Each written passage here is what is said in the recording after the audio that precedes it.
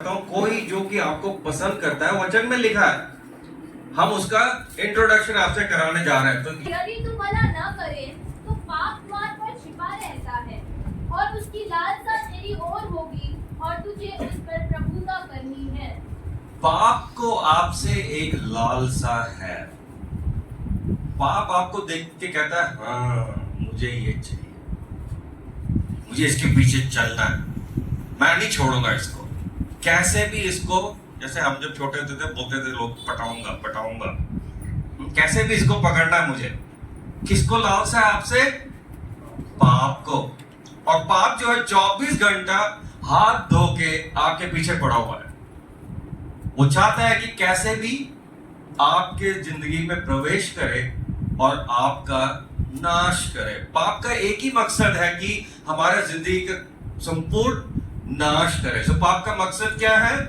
हमें नाश करे। तो यहां पे केन के बारे में लिखा है। केन और आबेल दो भाई थे और आपको सबको पता है ये कहानी। लेकिन यहाँ पे वो गुस्से में है, क्रोधित है, और प्रभु उनसे कहता है 7वें वाक्य पे, यदि तू भला करे तो क्या तेरी भेंट ग्रहण न की जाएगी, और यदि तू भला न करे तो पाप द्वार पर छिपा रहता है। पाप द्वार पर छिपा रहता है। कल रात को कौन कौन यहाँ आए थे?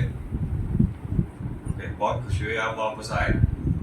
कल भी हमने एक द्वार के बारे में थोड़ी देर मनन किया था। आज देखो फिर से द्वार के बारे में लिखा हुआ है यहाँ पे। कहते कि पाप तुम्हारे द्वार पे क्या कर रहा है? छिपा हुआ है।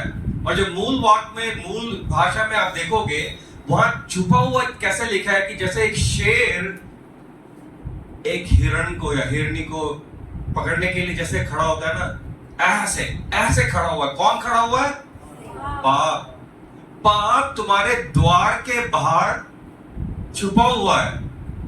उसको आपसे लालसा है, वो आपके पीछे आना चाहता है। तो अगर द्वार के बाहर शेर खड़ा है तो क्या करोगे? आपके घर के द्वार के बाहर एक शेर खड़ा हुआ है, आप क्या करोगे? द्वार बंद करो, दरवाजा बंद करो, और कोई चारा नहीं है। ऐसे थोड़ी बोलोगे कि जा जा शेर जा, यहां से निकल जा। ऐसे उसके पीछे नहीं जाओगे। आप क्या करोगे? द्वार दरवाजा बंद करोगे, क्योंकि अगर खुला है तो वो तो अंदर घुसेगा और हमें हमला करेगा, मारेगा, काट खाएगा, जो भी कुछ हो सकता है। तो उससे बचने के लिए मुझे दरवाजा बंद करना पड़ेगा। लेकिन ये दरवाजा कहां पर है? पाप तो दरवाजे के बाहर खड़ा हुआ है और मुझे उससे बचना है, तो ये दरवाजा बंद करना है। अब ये एक बड़ी समस्या है कि ये दरवाजा कहां है। जैसे इस कलीसिया में आए, यहाँ एक दरवाजा है, वहां एक दरवाजा है, हम ये बंद कर सकते हैं। लेकिन हमारा जिंदगी का दरवाजा कहां पर है? हम क्या बंद करेंगे? कैसे इसमें से निकल पाएंगे? तो देखो हम इसके बारे में थोड़ी देर सीखते हैं। रोमियो की पत्री 7वां अध्याय 16 से लेके 19 तक। रोमियो की पत्री। यदि जो मैं नहीं चाहता वही करता हूँ, तो मैं मान लेता हूँ कि व्यवस्था भली है। तो ऐसी दशा में उसका करने वाला मैं नहीं, वरन पाप है जो मुझ में बसा हुआ है। बढ़िया। क्योंकि मैं जानता हूँ कि मुझ में अर्थात मेरे शरीर में कोई अच्छी वस्तु वास नहीं करती। देखो क्या लिखा था वहां पे? पाप जो है, जो मुझ में बसा हुआ है। कहां पाप वास करता है? पाप का घर कहां है? मैं हूं। मैं पाप का घर। और अगले वाक्य में लिखा हुआ कि ये घर कहां पर है? क्योंकि मैं जानता हूं कि मुझ में अर्थात मेरे शरीर में कोई अच्छी वस्तु नहीं है। तो पाप कहां पे रहता है? मेरे शरीर में, मेरे हर एक अंग में पाप बसता है, पाप रहता है। तभी वो शुरू में कहता है कि मैं अच्छा करना चाहता हूं, लेकिन जो चाहता हूं वो नहीं करता। सुबह सुबह उठे और कहा कि आज तो मैं मेरे भाई से, भाई आप आ जाइए, हाँ टेंशन मत लो, कोई बात नहीं। क्या नाम है आपका? आनंद। तो मैं आइए ऊपर आइए, ऊपर आ जाइए, कोई बात नहीं। आप लोगों को तो पता है मुझे आनंद बिल्कुल भी पसंद नहीं है, पता है ना? कैसे पता है आपको, कैसे पता है? ठीक है, मैं जैसे हम एक एग्जांपल है, ठीक है, आनंद तो बहुत अच्छा है, अच्छा मुस्कुरा रहा था, आनंद से मुस्कुरा रहा था, आगे बढ़ा तो संकल्प करे कि मेरे को आनंद पसंद नहीं है, तो मैं सुबह उठा तो चढ़ जाना पड़ेगा, आनंद तो आएगा, वो सबसे आगे बैठेगा, मुझे उसको देख के ही गुस्सा आएगा। तो मैं सुबह दुआ करता हूँ, प्रभु आज मुझे मदद कर, आनंद को देखूंगा तो आनंद से ही उसको देखूंगा। ये सब बोल के आता हूं, लेकिन जैसे ही गुस्सा आनंद को देखा, मेरे शरीर के अंदर से कौन उठा? पाप उठा। पाप ने क्या किया? मैं चाहता हूं कि इससे प्यार से बात करूं, लेकिन जो अंदर से आ रही है बात, वो बिल्कुल घृणा की आ रही है, क्योंकि मैं उसको रोक नहीं पाता। आनंद ने कुछ नहीं किया, आनंद को पता भी नहीं है कि मेरे को इतना गुस्सा है उसके साथ, लेकिन जाने या अनजाने में, क्योंकि कुछ हुआ, कुछ घटनाएं हुई, पहले कुछ बात हुई थी, वो उसके आधारित पे मेरे अंदर एक गुस्सा है, जो पाप उसका एक एडवांटेज ले रहा है, या उसका फायदा उठा रहा है। तो जैसे ही मैं भाई को देखता हूं, मेरे अंदर गुस्सा आ रहा है। ये क्या, इसका मतलब क्या? मैं चाहता हूं कि बड़े प्यार से बात करूं, लेकिन मेरे अंदर का जो पाप है वो उसको करने नहीं देता। तो वही बात है, लेकिन सब एक आनंद के लिए ताली बजाए, बैठ जाए। देखिए क्या कह रहे हैं वो 15वें वाक्य में, और 15, जो मैं करता हूँ उसको नहीं जानता। मैं जो करता हूं मुझे मेरे को पता नहीं मैं क्या कर देता हूं, मैं नहीं जानता। क्या नहीं जानता? पढ़िए पढ़िए। क्योंकि जो मैं चाहता हूँ वह नहीं किया करता, परंतु जिससे मुझे घृणा आती है वही करता हूँ। ऐसा हुआ है क्या आपके साथ? आप चाहते हो कुछ और करने के लिए, आप चाहते हो कि सबसे अच्छी तरह बर्ताव करे, आप चाहते हो कि उसकी मदद करें, लेकिन अंदर से कुछ और कुछ चीजें हमारे शरीर के अंदर चल रही है, जिसका जो पाप उसका एडवांटेज, क्या वर्ड बोलता है, एडवांटेज, फायदा उठाता है। उसको पता है कि मुझे आनंद से एक गुस्सा है, घृणा है, उसका पूरा फायदा कौन उठाएगा? पाप उठाएगा। तो यहां ऐसे लिखा है कि ऐसी एक अवस्था में जो पाप के बारे में हम सीख रहे हैं, पहली चीज, अगर आप लिख रहे हो तो लिख के रखो, पहला चीज, पाप कहां वास करता है? पाप मेरे शरीर में वास करता है। पाप मेरे शरीर में वास करता है। देखो, ईदन की वाटिका में जब प्रभु ने आदम और हवा को बनाया, उनमें पाप नहीं था। जब उन्होंने प्रभु ने जो बोला वो नहीं सुना, तो उनके जिंदगी में पाप आ गया। तब तक वो प्रभु की इच्छा करते थे, प्रभु जो चाहता था वो करते थे, लेकिन जब पाप आया तो वो प्रभु की बात नहीं सुनने लगे। वो पहले से ही प्रभु की बात सुनना उन्होंने छोड़ दिया। प्रभु ने उनको वाटिका से बाहर निकाल दिया। तो उसके बाद जो है, प्रभु से एक जैसे घृणा करते हैं लोग। बाइबल कहते हैं कि कोई भी प्रभु की बात सुनने के लिए तैयार ही नहीं है, क्योंकि अंदर ही अंदर प्रभु से एक घृणा है, गुस्सा है, और ऐसा लगता है कि हम कभी भी ऐसा कुछ नहीं कर सकते कि प्रभु के पास पहुंच सकते हैं। ऐसा लगता है प्रभु हमसे बहुत दूर है। प्रभु कभी भी हमसे दूर नहीं है। बाइबल कहती है कि मेरा पाप, मुझे ऐसे लगता है कि पाप के कारण मुझे ऐसा लगता है कि प्रभु मेरे से बहुत दूर है, लेकिन वास्तविकता यह है कि प्रभु हमेशा मेरे साथ हैं। वो कभी भी मेरे को नहीं छोड़ते हैं। आमीन। तो पाप कहां पे रहता है? मेरे शरीर में रहता है। जब आदम पाप में गिरा, तब तक उसका एक ही मकसद था, प्रभु की स्तुति करो, प्रभु की आराधना करो, और जो भी प्रभु कहे वो मैं करूंगा। ये उसका मकसद था। लेकिन क्या हुआ? पाप के बाद वो बिल्कुल सेल्फिश हो गया, स्वार्थी हो गया। जो भी पाप आप देखोगे ना, उसके पीछे एक स्वार्थ होता है। जो पाप करता है वो दूसरे के बारे में नहीं सोचता, अपने आप के स्वार्थ में वो कैसे भी, वो ये भी नहीं सोचता कि उसको दूसरे व्यक्ति को कैसा लगेगा या उसके परिवार में क्या होगा, इससे क्या क्या घटनाएं आएंगी, कुछ नहीं, क्योंकि वो स्वार्थ में होता है। पाप, हर एक पाप स्वार्थ में होता है। बिना स्वार्थी जिंदगी एक ही व्यक्ति ने पूरे दुनिया में बिताया है, उसका नाम है यीशु मसीह। यीशु मसीह में एक थोड़ा सा भी स्वार्थ नहीं था।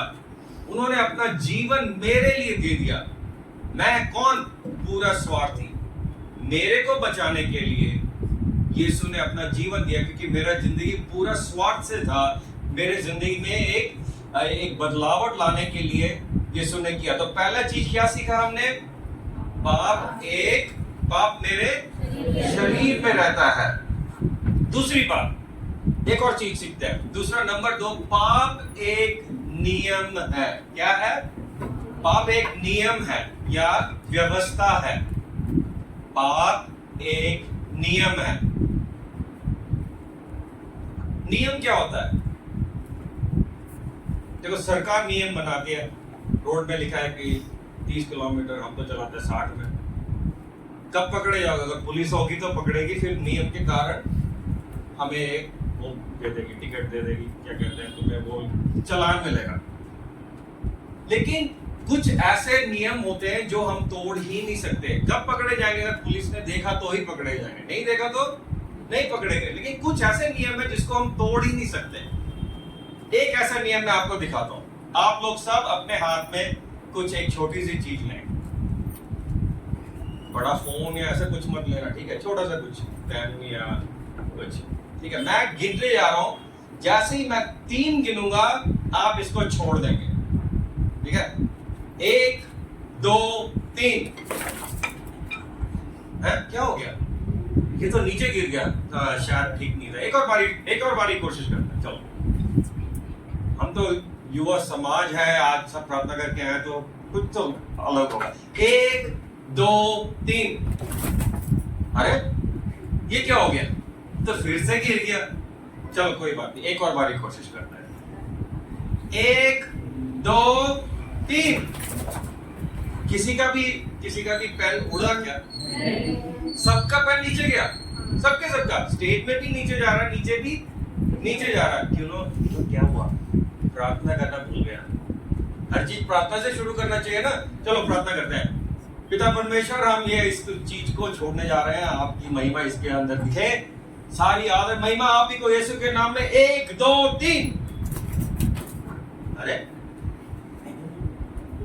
प्रार्थना किया फिर भी? अरे ये क्या हो रहा है? हाँ, हमने उपवास नहीं लिया। उपवास लेना चाहिए था। ये ही गड़बड़ हो गया। किसने उपवास लिया आज? चलो सिस्टर, आपका पेन देखते क्या होगा आज, ठीक है? देखो सिस्टर उपवास और प्रार्थना करके आई है। सिस्टर अपनी जगह पे खड़े हो जाए, देखे क्या होता है। भाई हम तो खाना खा के आए हैं, आज तो हमारा उतना आत्मिक नहीं है सिस्टर की तरह। तो अब देखते हैं क्या होगा। 1 2 3। छोड़िए। अरे उपवास लेने में भी ये नीचे गया, बैठिए। अच्छा किया। तो क्या है ये? जो चीज कभी नहीं बदल सकती उसको कहते हैं नियम। ये एक नियम है, ये एक व्यवस्था है। अगर मैं केरला से आया, वहां ये करूंगा ना, ये गिरेगा। उड़ीसा से आया, उड़ीसा में जब ये करूंगा ना, गिरेगा। रायपुर जाऊंगा तो भी गिरेगा, कोंडागांव में भी गिरेगा। जो चीज हर जगह एक जैसा होता है उसको कहते हैं व्यवस्था या नियम। तो दूसरा पॉइंट, पाप एक नियम है। लिखिए, पाप एक नियम है। और प्रभु के वचन में काफी नियमों के बारे में लिखा है, व्यवस्था के बारे में लिखा है। रोमियो की पत्री 8वां अध्याय 2 पद। क्योंकि जीवन की आत्मा की व्यवस्था ने मसीह यीशु में मुझे पाप की और मृत्यु की व्यवस्था से स्वतंत्र कर दिया। यहाँ 3 व्यवस्थाओं के बारे में लिखा है। व्यवस्था या नियम तो क्या क्या व्यवस्था है? जीवन की आत्मा की आत्मा की व्यवस्था। सारे बोले मेरे पीछे, जीवन की आत्मा की व्यवस्था। दूसरी व्यवस्था ये कह रही है पाप की व्यवस्था। तीसरा है मृत्यु की व्यवस्था। तो कौन कौन से ये तीन व्यवस्था है? आप बोलिए। एक जीवन की आत्मा की व्यवस्था, पाप की व्यवस्था, मृत्यु की व्यवस्था। देखिए जब मैं ये छोड़ रहा हूं, ये गिर जाता है कि नहीं? इसमें एक नियम है, वो नियम मैं तोड़ नहीं सकता। लेकिन आपने कितने लोगों ने हवाई जहाज देखा है? हवाई जहाज के गिरता रहता है क्या? हवाई जहाज कैसे उड़ता है? क्या हवाई जहाज में ये नियम नहीं है क्या? ऐसा क्या है हवाई जहाज में? मैं तो ये छोटा सा इसको भी पकड़ के नहीं रख सकता यहाँ पे। वो इतना बड़ा जहाज, इतना बड़ा, उसमें 200 लोग घुसे हैं, उनका पेटी भी लगा के रखा हुआ है और खाने के लिए ये भी सब कुछ लेके ये उड़ रहा है 30,000 फीट में, 40,000 फीट में। कैसे उड़ रहा है? नियम तो वहां पर भी है, लेकिन हवाई जहाज ने ऐसा एक काम किया है कि जो नियम उसको नीचे खींच रहा है, उससे लड़ने के लिए एक दूसरा नियम हवाई जहाज में है। वो नियम वो कैसे जीतता है? उसके जो बड़े बड़े इंजन होते हैं ना, वो इंजन इतना तेज घूम रहा होता है कि जो नियम उसको नीचे खींच रहा है, उसके ऊपर जय पाकर वो ऊपर जाने लगता है। नियम कभी कैंसिल नहीं होता, नियम हमेशा रहेगा, नियम तो चलता ही रहेगा। लेकिन ये हवाई जहाज ऐसे जाता है और चढ़ता रहता है। और कुछ लोग देखते जैसे रॉकेट जा रही है, अंतरिक्ष से बाहर ही चली जाती है। वो इतना सारा एनर्जी है उसके अंदर, इतनी शक्ति है कि वो ये नियम को तोड़कर या इस नियम से जय पाकर एक दूसरा नियम अपने अंदर लागू करता है। उसके कारण वो ऊपर उड़ पाता है। ये तो सही बात है कि मेरे अंदर पाप का नियम है, ये तो सही बात है मेरे अंदर मृत्यु का नियम है, लेकिन मुझे इन दोनों से जीतना है। तो प्रभु ने एक दूसरा नियम दिया है, उसका नाम है जीवन की आत्मा का व्यवस्था या नियम। जब तक मेरे अंदर जीवन की आत्मा की व्यवस्था नहीं है, ये पाप की व्यवस्था, ये मृत्यु की व्यवस्था मुझे हमेशा नीचे खींचती रहेगी। तो यहां से जैसे हम दिल्ली जा रहे हैं, रायपुर से हवाई जहाज ऊपर चढ़ा, दिल्ली उतरने के बीच में आधे रास्ते में उन्होंने इंजन बंद कर दिया। सोच के देखो क्या होगा? क्यों गिरेगी? तो चढ़ गया था ऊपर, क्योंकि जो गुरुत्वाकर्षण की शक्ति है वो उसको खींचती रहती है। उसी प्रकार पाप की शक्ति हमें हमेशा नाश की तरफ खींचती रहती है। उससे जीतना है तो दूसरी कौन सी शक्ति चाहिए हमें? जीवन की आत्मा की व्यवस्था हमारे जिंदगी में होनी चाहिए। चाहे कितना भी बड़ा हवाई जहाज हो, जैसे ही वो अपना इंजन बंद कर देगा ना, ये गुरुत्वाकर्षण की शक्ति उसको नीचे खींचेगी। कितने भी लोग चाहे उसमें वो दुआ कर रहे हो नहीं कर रहे हो, उससे कोई फर्क नहीं पड़ेगा। तो मेरे अंदर ऐसी एक चीज है जो कि मुझे मृत्यु की तरफ लेके जा रही है, जो कि मुझे पाप की तरफ लेके जा रही है। वो रोज चाहती है, उसको मेरे से लालसा है। ऐसे ही लिखा था ना हमने। अच्छा, गुरुत्वाकर्षण की शक्ति सोते वक्त खत्म हो जाता है क्या? कभी देखा है क्या कोई लेटा हुआ है पलंग पे और धड़ाम से आवाज है, क्या वो नीचे गिर गया? क्योंकि वो उसने सपना देख रहा था कि चोर उसके पीछे भाग रहा था, वो नींद में कुछ किया, वो नीचे गिरा। वो गुरुत्वाकर्षण ऐसे नहीं कहता रहे बेचारा सो रहा, उसको थोड़ा देर सोने दे। कभी देखता क्या? जहां तुम नियम तोड़ोगे वहीं गिरोगे। चाहे सो रहे हो, चाहे प्रार्थना कर रहे हो, चाहे उपवास ले रहे हो, चाहे चर्च में हो, या चाहे डिस्को कर रहे हो, कुछ भी कर रहे हो, जहां आप ये नियम तोड़ोगे आप फिर से पाप में और मृत्यु में फंस जाओगे। तो पहला चीज क्या है? पाप कहां रहता है? पाप मेरे शरीर में रहता है। दूसरी बात, पाप एक नियम है।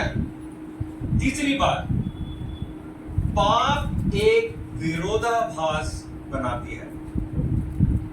विरोधाभास जैसे ऑपोजिट कुछ हो रहा है वहां पे। तो ये वाक्य जो हमने पहले पढ़ा था फिर से पढ़ेंगे। रोमियो की पत्री 7वां अध्याय 15वां वाक्य। जो मैं करता हूँ उसको नहीं जानता, क्योंकि जो मैं चाहता हूँ वह नहीं किया करता, परंतु जिससे मुझे घृणा आती है वही करता हूँ। जो मैं चाहता हूं वो मैं नहीं करता, जो मैं घृणा करता हूं वो ही करता हूं। जैसे किसी ने हमें, जैसे जवान लड़का है, किसी ने कहा जरा सिगरेट फूंक ले, सिगरेट फूंक ले। देखो सब नीचे देख रहे हैं कि मेरे को मत पकड़ना, मैंने कभी ऐसे कुछ नहीं किया। ठीक है, वो चाहता है कि नहीं करे, वो चाहता है मैं ऐसा ना करूं, लेकिन चाहे वो कितना भी चाहे, जहां मौका मिलेगा वो उसके पीछे भागने लगता है। और वो सिगरेट पीने के बाद उसको बहुत बुरा भी लगता है। वो कहता है अब फिर से ये कभी जिंदगी में नहीं करूंगा, मैं इसमें से जय पाऊंगा। उपवास भी लेगा, प्रार्थना भी करेगा, सब कुछ करेगा। जहां फिर से दोस्त मिले वो भी उसके बीच में सबसे ज्यादा सिगरेट फूंक रहा हूं। क्यों? ये एक विरोधाभास है मेरे अंदर। मैं चाहता हूं कि अच्छी तरह जीऊं, लेकिन जो अंत में होता है मैं मार पिटाई दंगे सब में फंसा हुआ हूं। मैं चाहता हूं कि बहुत अच्छा हूं, लेकिन मैं जो करता हूं वो मैं चाहता नहीं हूं, जो मैं चाहता हूं वो मैं करता नहीं हूं। ऐसी एक विरोधाभास मेरे जिंदगी में तो है। क्या आपके जिंदगी में है? मैं ये एक बहुत बड़ी समस्या है, ये बड़ी एक मुश्किल है जो हम जिसमें हम जी रहे हैं। तो यहाँ पे जो मैं चाहता हूं वो नहीं करता, और जो नहीं चाहता वो करता हूं। For I do not do what I want। जो मैं चाहता हूं वो नहीं करता, और जो मैं नहीं चाहता हूं वो करता हूं। जो मैं चाहता हूं नहीं करता, इसको कहते हैं मृत्यु का व्यवस्था। जैसे किसी को मृत्यु तो थोड़ा दूर देखो, जैसे किसी को लकवा लग गया, वो चाहता है कि ग्लास को पकड़े, हाथ में लकवा है, वो चाहता है कि ग्लास को पकड़े। क्या वो पकड़ सकता है ग्लास को? वो चाहता है लेकिन वो कर नहीं पाता, क्योंकि मृत्यु उसके हाथ में बैठी हुई है या घुस के बैठी हुई है। उसको कहते हैं मृत्यु का व्यवस्था। पाप का व्यवस्था क्या है? वो नहीं चाहता करूं, लेकिन करके रख देता है। नहीं मारूंगा, नहीं मारूंगा, नहीं मारूंगा, जैसे देखा दिया। ये कौन सी व्यवस्था है? आपकी व्यवस्था। तो जब पैदा होते हैं, क्योंकि हम आदम में हैं, हमारे अंदर पाप की व्यवस्था और मृत्यु की व्यवस्था, हम उसके साथ ही जन्म लिए। वो हमारे जन्म से ही हमारे साथ है, वो हमेशा हमारे अंदर रहता है। तो हम जो हैं, आप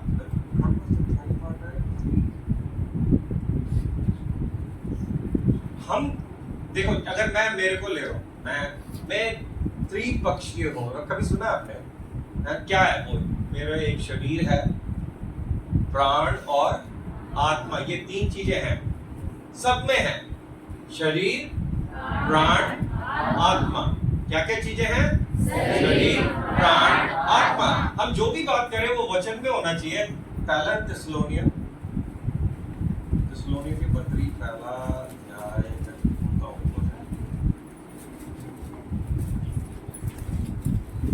फर्स्ट थिस्सलुनीय 5वां अध्याय 23वां पद। शांति का परमेश्वर आप भी तुम्हें पूरी रीति से पवित्र करे, और तुम्हारी आत्मा और प्राण और देह हमारे प्रभु यीशु, आत्मा, प्राण और देह है। ये हमारी तीन अवस्थाएं हैं। ये तीनों मिला के एक व्यक्तित्व होता है। ठीक है, इसमें कौन कौन है? शरीर, प्राण और आत्मा। तो ये जो तीन चीजें हैं, जब आदम को प्रभु ने सृष्टि किया, कहां पर है? उत्पत्ति की किताब में है। उत्पत्ति 2 अध्याय 7वां वाक्य। देखो, 1 मिनट भी अगर आपने मिस किया ना, पूरा फिर समझ में नहीं आएगा मैं क्या बोल रहा हूं। तो पूरा अटेंशन दे, यहाँ वहां अपना ध्यान मत हटाएं। ठीक है, तो हमने कहा कि हमें 3 ऐसी चीज है, ट्राइपार्टाइट प्रोपोजल, त्रिपक्षीय है। क्या है ये त्रिपक्षीय चीजें? शरीर, प्राण और आत्मा। अब देखते हैं, जब सृष्टिकर्ता ने आदम को सृष्टि किया, वैसे ही हमें भी सृष्टि करते हैं। ठीक है, 2 अध्याय, उत्पत्ति की 2 अध्याय 7वां पद। तब यहोवा परमेश्वर ने आदम को भूमि की मिट्टी से रचा और उसके नथनों में जीवन का श्वास फूंक दिया और आदम जीवित प्राणी बन गया। आदम को कैसे प्रभु ने सृष्टि किया?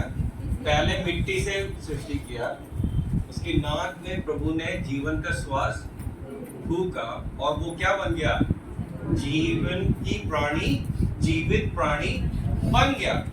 तो जो मिट्टी से बनाया था वो क्या है? वो है उसका शरीर। जो नाक में जो सांस प्रभु ने दिया था वो है आत्मा। और जब आत्मा और शरीर मिला तो क्या बन गया? प्राण बन गया। तो 3 चीजें क्या हैं? शरीर, प्राण और आत्मा। तभी जब हमारी मृत्यु होती है, शरीर सीधा वापस जमीन में हम दफना देते हैं, क्योंकि जमीन से आया। आत्मा जो प्रभु से आया, प्रभु के पास चला जाता है। लेकिन जो प्राण है वो हमारा प्रभु के आगमन के लिए वेट कर रहा होता है, क्योंकि या तो उसको दंड मिलेगा या तो उसको प्रतिफल मिलेगा, उसका इंतजार में वेट कर रहे हैं। तो ये जो 3 चीजें हैं, इसके बारे में थोड़ा पहले सीखेंगे, फिर और आगे बढ़ेंगे। ये जो 3 चीजें, क्या क्या चीज है हमारे में? शरीर में 3 चीज है। शरीर की 3 चीजें क्या क्या है? तो ये सब जो है आपको लिखना पड़ेगा।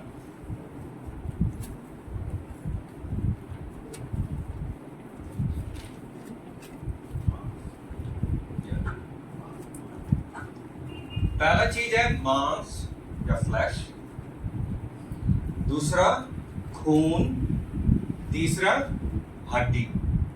ये तीनों चीजें एक साथ होके एक शरीर बनाती है। मांस, खून और हड्डी। आत्मा में क्या क्या चीजें हैं? 3 चीज। पहला अर्थ ज्ञान, दूसरा विवेक, तीसरा जुड़ा होना या प्रभु से बात करना। ये आत्मा में है, अर्थ ज्ञान, विवेक और जुड़ा होना। प्राण में क्या क्या चीजें हैं? प्राण में भी 3 चीजें हैं। मैं देख रहा हूं लोग लिख रहे हैं, तो मैं थोड़ा धीरे धीरे से बोलता हूं। आत्मा में क्या क्या चीजें हैं? अर्थ ज्ञान, विवेक और जुड़ा होना। प्राण में क्या है? 3 चीजें, मन, इच्छा और भावना। मन, इच्छा और भावना। तो शरीर में हमने देखा, प्राण में हमने देखा और आत्मा में देखा।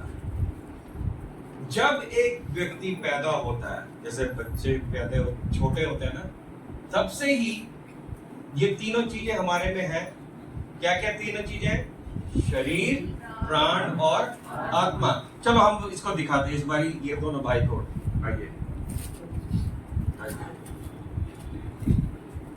आइए, डरो मत, डरो मत। आपका नाम क्या? जोसेफ। आकाश। ठीक है, ये जोसेफ भाई है, ये आकाश भाई है। उनके लिए एक जोरदार ताली बजाएं। तो ये तो दिखाए कि ये तीनों मिला के पास्टर फिन्नी है, लगा लो, ठीक है। ये मेरा शरीर है, ये प्राण है, ये आत्मा है। जब ये फिन्नी पैदा हुआ था, आत्मा क्या था? मरा हुआ था, क्योंकि आदम की आत्मा मरी हुई थी, उसने प्रभु के साथ जो जुड़ा होना था टूट गया था। तो मैं जब पैदा हुआ, मेरा आत्मा मरा हुआ था। मर गया, आंख बंद करके ऐसे ऐसे ऐसे, ठीक है। शर्मा मत, मरा हुआ है। मरने के बाद शर्माते नहीं है, ठीक है। हंसते भी नहीं है, टेंशन कर दिया भाई साहब, ठीक है। आत्मा जो है मरा हुआ है। प्राण और शरीर में जीवन है। जो कुछ प्राण कहेगा शरीर को, उसको सुनना ही पड़ेगा, क्योंकि कोई रोकने के लिए नहीं है। हाँ यार चल वहां जाके उसको मारते हैं, शरीर कहता है ओके चलो, कोई रोकने के लिए नहीं है। जिस दिन मैंने यीशु को मेरा उद्धारकर्ता स्वीकार किया, क्या होता उस समय? जब मैं कहता हूं कि यीशु मेरे हृदय में आ जा, मैं एक पापी हूं, मेरे जिंदगी में आ जा, उस समय जो आत्मा है उठा हुआ था, नहीं मर के बैठे। जैसे ही मैंने यीशु को उद्धारकर्ता मांगा, आत्मा में जीवन आ गई। आत्मा में जान आ गई। और अब ये आत्मा जो है, प्रभु खाली आत्मा से बात करता है। प्रभु एक आत्मा है, उसकी पवित्र आत्मा है, उसकी पवित्र आत्मा मेरे आत्मा से बात करेगी। लेकिन मेरा आत्मा, जब तक मैंने यीशु को उद्धारकर्ता नहीं मांगा, आत्मा मरा हुआ था, तो प्रभु मेरे से बात नहीं कर पाता था। इतनी बात समझ आई? ओके, सो अब आत्मा तो जी उठा, और फिर प्राण कहता है चल जाके उसको मारते हैं। शरीर कहता है चलो, आत्मा कहती है मत कर यार, ये नहीं, गलत बात, इसे नहीं कर। आज तक ये शब्द, ये आवाज नहीं थी मेरे जिंदगी में। जैसे ही यीशु मसीह को मैंने ग्रहण किया, आत्मा जी उठा और वो मेरे को रोकने लगता है। आमीन। जब से पैदा हुआ तब से शरीर के लिए तो मैं खूब खाना दे रहा हूं, 3 बारी 4 बारी 5 बारी खाता हूं। शरीर तो मजबूत हो गया। चलो इसको उल्टा करते, शरीर मैं इनसे बड़ा हूं, मेरा शरीर तो घटा है। आप उस तरह आत्मा जी उठा। आत्मा हमेशा शरीर से छोटा ही होगा। क्यों? जैसे कितने साल के? 13 साल। 13 साल में यूसुफ ने क्या किया? यीशु को उद्धारकर्ता स्वीकार किया। उसका शरीर कितना उम्र का है? 13। लेकिन आत्मा कितने उम्र की है? अभी शुरू ही हो रहा है कि नहीं? तो आत्मा हमेशा शरीर से छोटा ही होगा, क्योंकि शरीर को ज्यादा सीनियरिटी है, उसको सब पता है, उसको कुछ इच्छाएं हैं, उसमें कुछ चीजें हैं, वो उसके पीछे भागता रहेगा और बोलता रहेगा मुझे ये चाहिए, मुझे चाहिए, मुझे कैसे भी दो। और प्राण जो है वो बीच में फंसा हुआ है इन दोनों के। आत्मा कह रहा है कि नहीं मत कर। और जहां प्राण जो डिसीजन लेगा, प्राण जो भी डिसाइड करेगा, कैसे जो भी वो इन दोनों में से चॉइस दे रहा है उसको, मत कर या कर। शरीर कह रहा है जाके कर, आत्मा कह रही है मत कर। प्राण कौन सा डिसीजन लेगा इन दोनों में से? इन दोनों में से जो भी मजबूत होगा वही डिसीजन मेरा प्राण लेगा। शरीर को तो मैं रोज मजबूत करता हूं, जिम भी जाता हूं, दौड़ता भी हूं, खाना अच्छी तरह खाता हूं, मजबूत करके रखा हुआ है। लेकिन मैं आत्मा को कैसे मजबूत करूंगा? आत्मा तो छोटा है, शरीर कहता है मुझे चाहिए, आत्मा कहता है उसकी आवाज बहुत छोटी है, धीमी है, लेकिन मुझे इसको बड़ा करना है, इसको ताकतवर करना है। कैसे कर सकता हूं? उपवास लेके, प्रार्थना करके, वचन पढ़ने से ही मेरी आत्मा जो है मजबूत होगी। अगर खाली वचन पढ़ते, जब कलीसिया में आते पास्टर ने कहा ये वाला वचन खोलो, वही है पूरे हफ्ते में तुम्हारा वचन पढ़ना। आत्मा हमेशा छोटी की छोटी रहेगी। प्रार्थना प्रार्थना जिंदगी 0, बाइबल पढ़ना 0, उपवास क्या उपवास 0, गुंडागर्दी नंबर 1। संडे को तो आ गए सब मिलके चर्च में, हाथ उठाकर गाऊंगा, सब कुछ कर रहा है, सोच रहे कि सबको मूर्ख बना रहा हूं। लेकिन आत्मा इतनी छोटी है, आत्मा जो कुछ उसको बोल रहा है वो सुनने के लिए तैयार नहीं है। जो एक अच्छा मसीह होगा, जैसे ही वो बढ़ता रहेगा ये ऑपोजिट हो जाएगा। आप इस तरफ आइए, मैं उस तरफ जाता हूं, ठीक है? आप तो प्राणों बीच में हो। उसकी आत्मा हमेशा बड़ी होनी चाहिए शरीर से। आत्मा हमेशा ज्यादा मजबूत होनी चाहिए, किससे? शरीर से। तो जब शरीर कहता है जाना है, ये करना है, ये कुछ मैं नहीं, किसी की भी नहीं सुनूंगा, जब कहते हैं ना आत्मा कहता है तू नहीं जाएगा, तू यहीं रुकेगा, तू यहीं बैठेगा। कब शरीर सुनेगा, कब प्राण सुनेगा? जब तक मेरे आत्मा मजबूत नहीं होती। सबसे मजबूत चीज मेरी जिंदगी में मेरी आत्मा होनी चाहिए, क्योंकि खुदा जो हमसे बात करता है, जैसे जुड़ा होना किसमें है? जुड़ा होना किसमें था? जो हमने 3 चीजें देखी। जुड़ा होना मेरी आत्मा में है।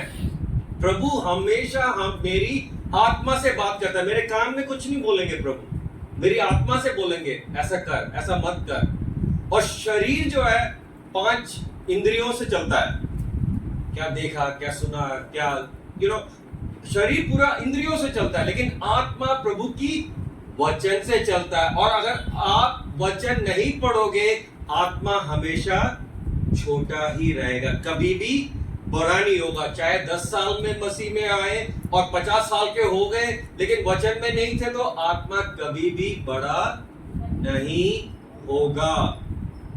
मैं कैसे बड़ा होऊंगा? मैं वचन पढ़ूंगा। जब वचन पढ़ता हूं, वो वचन किसने लिखा है? प्रभु की आत्मा ने लिखा है। वचन के अंदर प्रभु की आत्मा है। जब मैं वो पढ़ता हूं, वो मेरे आत्मा में आ जाती है और आत्मा मजबूत होती रहती है। जितना मेरा आत्मा मजबूत हुआ, शरीर से बड़ा हो गया, उसके बाद चाहे कुछ भी हो, मैं प्रभु जो कहता है वो ही बात सुनूंगा। जब तक आत्मा मजबूत नहीं है, जो दोस्त कहेंगे वही करेंगे। चर्च में तो आए, लेकिन चर्च में भी दिल कहीं और है, वो आपस में टेक्स्ट कर रहे हैं। उसे होता है क्या पता नहीं, मेरे कलीसिया में होता है। आप तो बड़े अच्छे लोग हैं, बच्चे लोग आए हुए, उनका दिल दिमाग उसके अंदर है ही नहीं, क्योंकि आत्मा बहुत छोटा है। तो आज हमें ये सीखना है कि मैं मेरा आत्मा को छोटा नहीं रहने दूंगा, मैं इसको मजबूत करूंगा, बड़ा करूंगा। कैसे? वचन पढ़ूंगा। और मैं उपवास लेता हूं तो क्या कहता हूं? मेरे शरीर को कहता हूं आज तू खाना मत खा, आज मैं ये समय भी आत्मा के लिए देने जा रहा हूं। जब शरीर कहता है बहुत थक गया यार, आज प्रार्थना मत कर, आत्मा मजबूत होगा तो आत्मा कहेगा नहीं, प्रार्थना करना है, थोड़ी देर बैठना ही है। तो शरीर, प्राण, आत्मा, जब आप पैदा हुए थे आत्मा मरा हुआ था। जिस दिन आपने प्रभु को उद्धारकर्ता स्वीकार किया, उस दिन आत्मा जी उठा। इसका मतलब कैसा है? देखो, जब जैसे आपके पास फोन है, ठीक है, अगर फोन में चार्ज नहीं है तो क्या करते हो? गार्बेज में फेंक देते हो ना? नहीं, अगर काम तो करता नहीं है फोन, क्या करोगे उसका लेके? उसको लेके गार्बेज में, क्यों गया? बोल रहा ऐसे नहीं करते यहाँ पे छत्तीसगढ़ में, तो कोई गार्बेज में नहीं फेंकते। क्या करोगे? अगर फोन में जान नहीं है तो क्या करोगे? उसको चार्ज करोगे। आत्मा में जान नहीं है, आत्मा का चार्ज कब होता है? जब आप यीशु को उद्धारकर्ता मानते हो, उस समय आत्मा में चार्ज आती है। जो मरा हुआ था उसमें जान आ जाती है।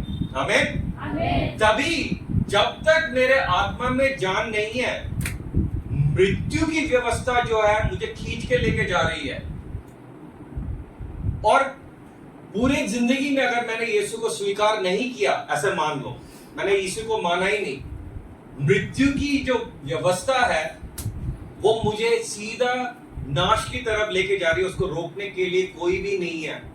लेकिन आत्मा की व्यवस्था जब आ गई मेरे अंदर, जीवन की आत्मा की, एक मृत्यु जो है मौत की तरफ लेके जा रही है, आत्मा कहां लेके जा रही है? जीवन की तरफ लेके जा रही है।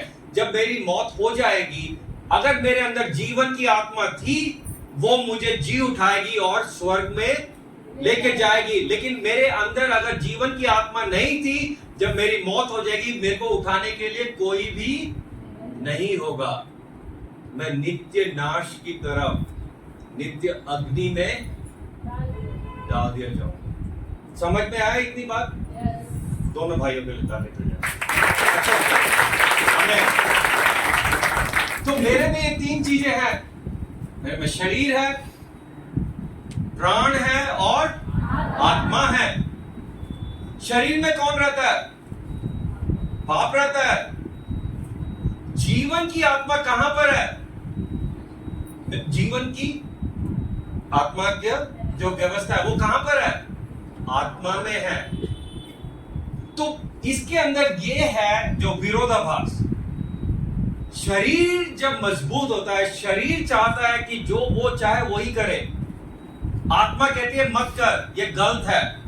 तो मैं जो चाहता हूं वो नहीं कर पाता, जो मैं नहीं चाहता वो ही कर देता हूं। और ये मेरे जिंदगी का सबसे बड़ा विरोधाभास है। आमीन। तो पाप से मुझे अगर छुटकारा पाना है, तो मुझे जीवन की आत्मा मेरे अंदर आना ही पड़ेगा। आमीन। हम क्यों कहते हैं अरे आप प्रभु को स्वीकार कीजिए? क्योंकि अगर आपने अपनी जिंदगी में प्रभु को स्वीकार नहीं किया, ये मौत का जो व्यवस्था है, मृत्यु की व्यवस्था और पाप की व्यवस्था मुझे खींच के नाश कर देगी। तो मौत, मृत्यु की व्यवस्था कहाँ है? कौन सी है मृत्यु की व्यवस्था? जो चीज मैं करना चाहता हूं वो कर नहीं पाता या नहीं कर पाता। और पाप की व्यवस्था क्या है? जो मुझे नहीं करना वही करके रख देता हूं। आमीन। तो इतनी बात कितने लोगों को समझ आए बताइए? किसी को कोई सवाल है इसके बारे में, या किसी को सवाल नहीं? जब किसी को सवाल नहीं होता ना, या तो कुछ भी समझ में नहीं आया, जब कुछ नहीं समझ आता ना कोई सवाल नहीं होता, या तो सब कुछ समझ आया। क्या है बता? समझ आया? Okay, praise the Lord. तो जो जैसे एक आप ये थोड़ा और बोलना आसान है क्योंकि आजकल सब लोग मोबाइल यूज कर रहे हैं, ठीक है? मोबाइल में एक जैसे कंप्यूटर हो गया। आपने कितनों ने कंप्यूटर देखा है? कौन ऐसा है जिसने कंप्यूटर नहीं देखा है? तो सबने देखा है। कंप्यूटर के अंदर एक चीज होता है, उसको कहते हैं ऑपरेटिंग सिस्टम। ऑपरेटिंग सिस्टम सुना ना? अगर वो ऑपरेटिंग सिस्टम उसमें नहीं है तो वो कंप्यूटर काम नहीं करेगा। पाप का ऑपरेटिंग सिस्टम पता है कौन सा है? शरीर। प्रभु की आत्मा का ऑपरेटिंग सिस्टम कौन सा है? आत्मा। जब ऑपरेटिंग सिस्टम काम कर रहा है, कौन सा ऑपरेटिंग सिस्टम ज्यादा मजबूती से काम करेगा, वो कंप्यूटर वैसे ही चलेगा। आपकी जिंदगी वैसे ही चलेगी। कौन सी ऑपरेटिंग सिस्टम मजबूत है, उसके अनुसार ही आपकी जिंदगी आगे बढ़ेगी। ये कोई और नहीं सोच सकता, कोई और मेरे लिए नहीं ढूंढ सकता। हमें दिख रहा है कि लक्षण की इसका शरीर ज्यादा मजबूत है आत्मा से, लेकिन मैं कुछ भी उसके लिए कर नहीं सकता। कौन इसमें जीतना है? केन से क्या बोला? पाप तेरे द्वार पे है और तुझे उससे क्या करना है? तुझे उससे विजय लेना पड़ेगा। देखिए एक और बारी देखिए। यदि तू भला करे तो क्या तेरी भेंट ग्रहण न की जाएगी, और यदि तू भला ना करे तो पाप द्वार पर छिपा रहता है और उसकी लालसा तेरी ओर होगी और तुझे उस पर प्रभुता करनी है। कौन मेरे पाप से मेरे ऊपर प्रभुता करेगा? मुझे करना है। वो मेरे पास्टर का काम नहीं है, वो वर्शिप लीडर का काम नहीं है। वो मेरा काम है कि मेरे अंदर जो पाप है उसके ऊपर अगर मुझे विजय पाना है, मेरे को ही कुछ डिसीजन लेने पड़ेंगे, मुझे करना पड़ेगा कुछ। नहीं तो ये पाप जो है बढ़ता रहेगा, मेरे द्वार पे है, द्वार मैं खोलता रहूंगा। जैसे ही हम कुछ करते हैं, जैसे रात को बोर हो गए, कुछ नहीं है, फोन उठाया। आप कभी नहीं सोच रहे हो कि मैं पाप के लिए द्वार खोलने जा रहा हूं। कोई नहीं देख रहा, सब सो रहे हैं, उठाया फोन, ये एक चीज देखी, फिर दूसरी चीज देखी, तीसरी चीज देखी, रात के 2 बज गए, देखते रह रहे। लेकिन इस समय क्या, कौन सा द्वार आपने खोला था? आपका द्वार, वो वेट कर रहा था आपके लिए, कब द्वार खुलेगा। जो चीज आपको पसंद है उसको पता है, आपके बचपन से उसको पता है कि आपको पसंद क्या चीज है, उसके अनुसार उस द्वार पे वो इंतजार करता रहता है 24 घंटा कि कब द्वार खुलेगा और मैं अंदर आऊंगा और इसके ऊपर इसका नाश कर पाऊंगा। तो ठीक है, ये एक बड़ी समस्या मेरे जिंदगी में है, छत्तीसगढ़ के लोगों की जिंदगी में नहीं है। मैं इसलिए प्रभु का धन्यवाद देता हूँ। आप तो बहुत संत है, महान, अच्छे लोग हैं। मैं तो भाई केरला वाले हैं, बहुत गड़बड़ है, शरीर के अंदर बड़ा चलता रहता है। मैं अच्छी चीज चाहता हूँ लेकिन जो करता हूँ वो बुरी चीज ही होती है। अब मैं जो इसमें फंसा हुआ हूं, मुझे इससे एक छुटकारा चाहिए। देखिए, हम जब आप कितना आदर करते हैं अपने साथ संत महान जो लोग होते हैं, वो पाप से बचने के लिए क्या क्या कोशिश करते हैं, क्योंकि उनको पता है अगर जिंदगी में फंस गए, उसमें फंस गए तो उस पाप में गिर जाएंगे, तो उससे बचने के लिए कभी हिमालय जाएंगे या कुछ भी करेंगे। वो कोशिश तो कर रहे हैं, कम से कम जीतने की कोशिश तो कर रहे हैं। हम क्या कर रहे हैं? पाप से जीतने के लिए हम क्या कर रहे हैं? हम कुछ भी नहीं कर रहे हैं। हमें ये चिंता ही नहीं कि पाप मेरे से पसंद करती है, पाप को मेरे से लालसा है, मुझे आज जीतना पड़ेगा, हर रोज जीतना पड़ेगा। अगर मैं बीते हुए कल जीता था उसका मतलब आज जीतूंगा ऐसा कोई गारंटी नहीं है। रोज, जैसे वो हवाई जहाज की बात कही, जैसे ही इंजन बंद हो गया क्या होगा? नीचे आ जाएगा। पाप की शक्ति हमेशा मुझे मृत्यु की तरफ खींच रही है। मुझे जीवन की, आत्मा की शक्ति में भरपूर रहना है। कब? हर समय, 24 घंटे। जहां जीवन की, आत्मा की शक्ति कम हुई, पाप की शक्ति बढ़ेगी और वो जीतने लगेगी। तो रोमियो की पत्री 7वां अध्याय 21 से हम पढ़ते हैं। इस प्रकार मैं यह व्यवस्था पाता हूँ कि जब भलाई करने की इच्छा करता हूँ तो बुराई मेरे पास आती है। तो क्या इच्छा करता है? भलाई करना, मुझे अच्छा बन के रहना है। लेकिन कौन है मेरे पास? ये बात में क्या पढ़ा था 21 में? फिर से पढ़िए। इस प्रकार मैं यह व्यवस्था पाता हूँ कि जब भलाई करने की इच्छा करता हूँ तो बुराई मेरे पास आती है। तो इच्छा क्या है? भलाई करो, लेकिन पास में कौन है? बुराई। और मुझे इसमें से एक जय पाना है, मुझे इससे जीतना है। तो अगला वाक्य, क्योंकि मैं भीतरी मनुष्यत्व से तो परमेश्वर की व्यवस्था से बहुत प्रसन्न रहता हूँ। भीतरी प्रभु की व्यवस्था क्या है? ये वचन है। अंदर ही अंदर लगता है कि ये बात तो ठीक है, मुझे इसके अनुसार चलना है, इसके अनुसार एक एक दिन मुझे जीना है। अंदर तो बहुत चाहत है, लेकिन फिर क्या हुआ? पढ़िए। परंतु मुझे अपने अंगों में दूसरे प्रकार की व्यवस्था दिखाई पड़ती है। मेरे अंदर ही कुछ और चल रहा है।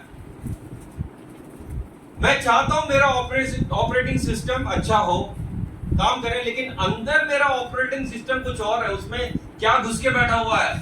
वायरस घुस के बैठा हुआ है। अगर वायरस कंप्यूटर में घुस गया तो क्या होगा? काम नहीं करेगा। मेरे ऑपरेटिंग सिस्टम में मैं चाहता हूं कि अच्छा करूं, लेकिन ऑपरेटिंग सिस्टम के अंदर कौन है? वायरस, बुरा वाला। तो वो उस तरह से सोच के देखो। फिर से वो बात पढ़ो। क्योंकि मेरे भीतरी मनुष्यत्व से तो परमेश्वर की व्यवस्था से बहुत प्रसन्न रहता हूँ, परंतु मुझे अपने अंगों में दूसरे प्रकार की व्यवस्था दिखाई पड़ती है। अंग के अंदर कुछ है। कभी देखा किसी को बहुत गुस्सा आ रहा होता, जैसे दो लड़के लड़ रहे हैं, देखो, तो मैंने देखा है ऐसा। बड़ा गुस्से में है। तभी इसने बोला यार वो वहां खड़ी हुई है, वो जो गुस्सा था पूरा गया अचानक, थोड़ा शर्ट वर्ट टाइट करके ऐसे,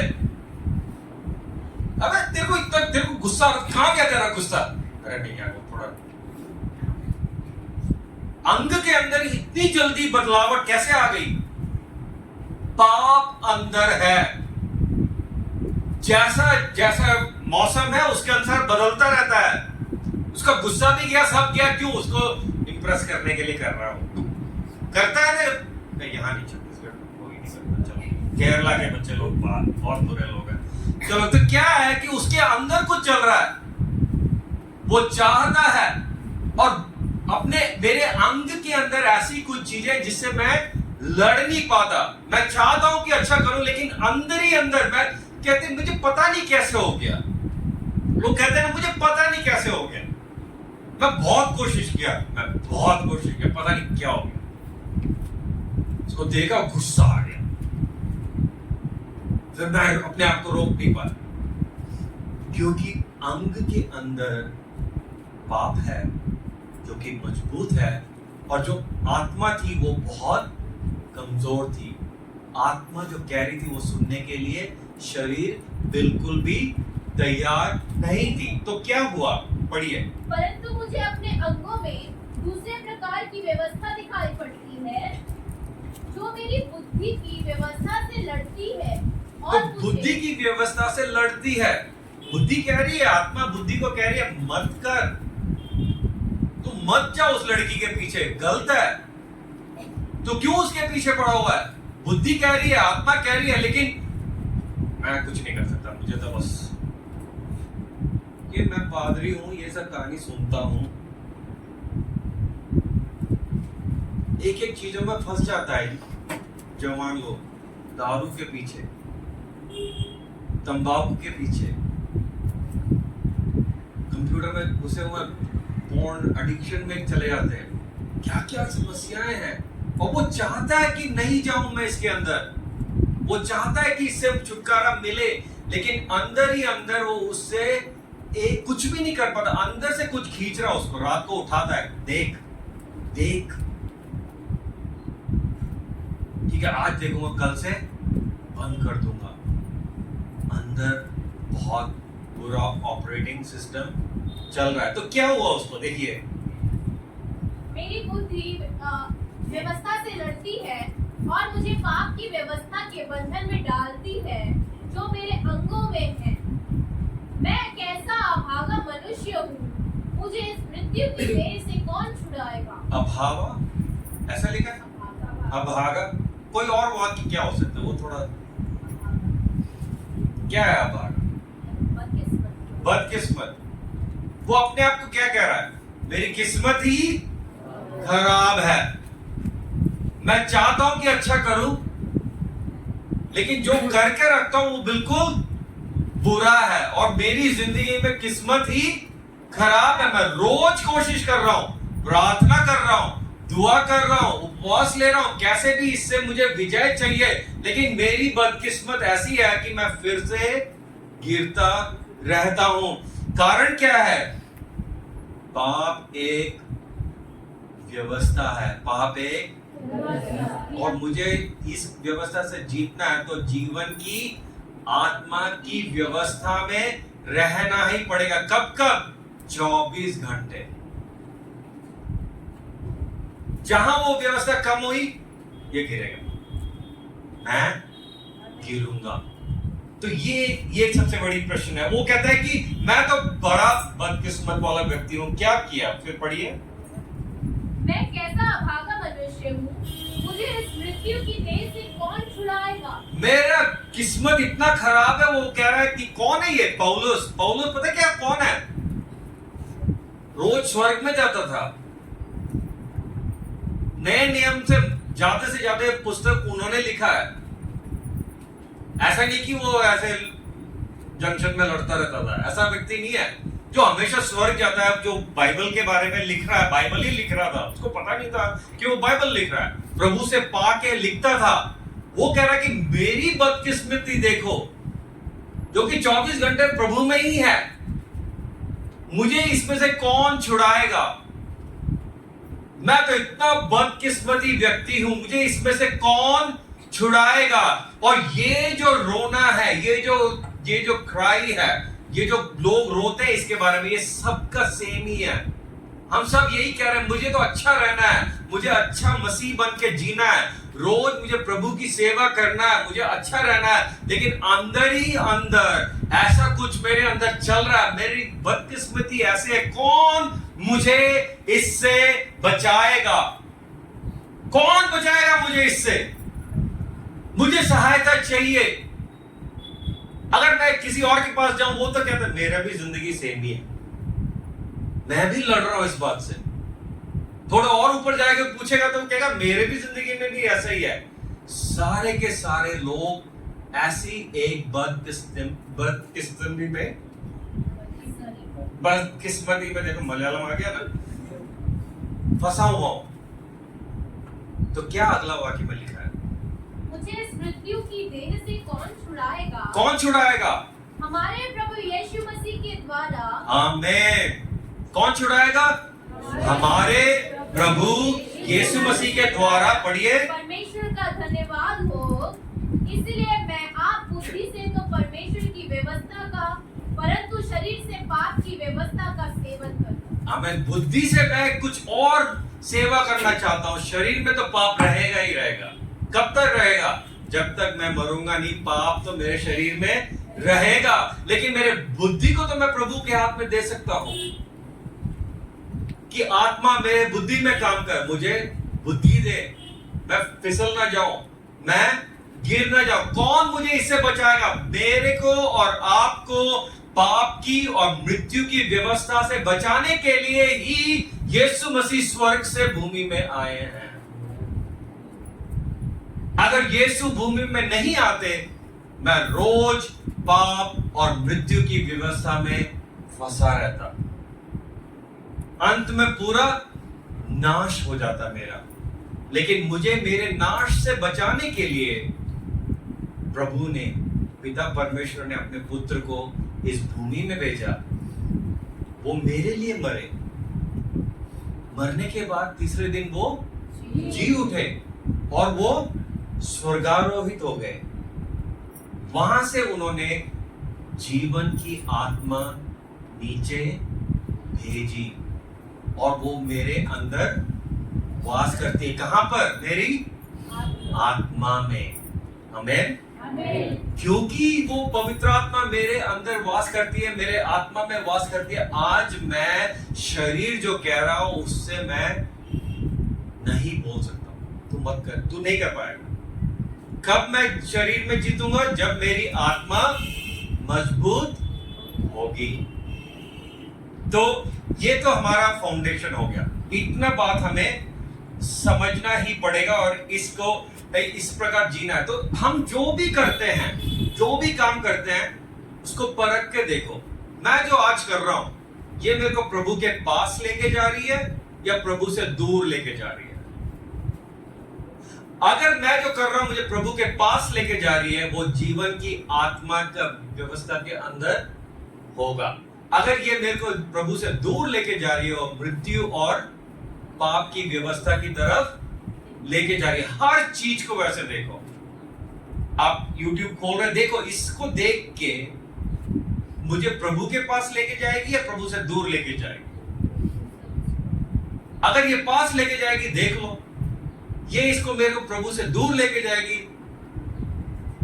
मत देखो। सीखो इसको नो बोलने के लिए, बंद करने के लिए सीखना पड़ेगा। क्योंकि शरीर मजबूत है, वो तो कहेगी नहीं, देखो मेरे आंखों को बहुत पसंद है। अरे आपके आंख में प्रॉब्लम है तो लोग प्रभु के सारे सुंदर लोगों को मार देगा क्या?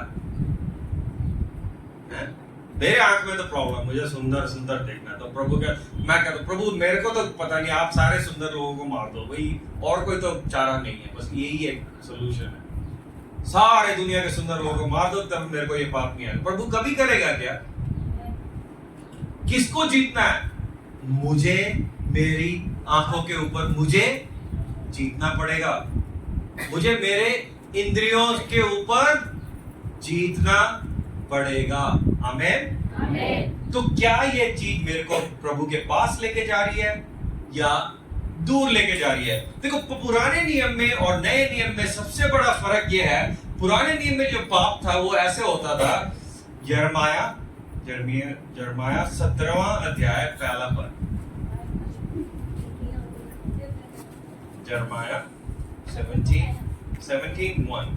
यहूदा का पाप लोहे की टाउकी और हीरे की नोक से लिखा हुआ है। देखो कैसे लिख के रखते थे प्रभु, ऐसे लिख के लिखा हुआ है, लोहे से और हीरे की नोक से ऐसे लिखा है कि कोई भी उसको कभी भी मिटा नहीं सकता।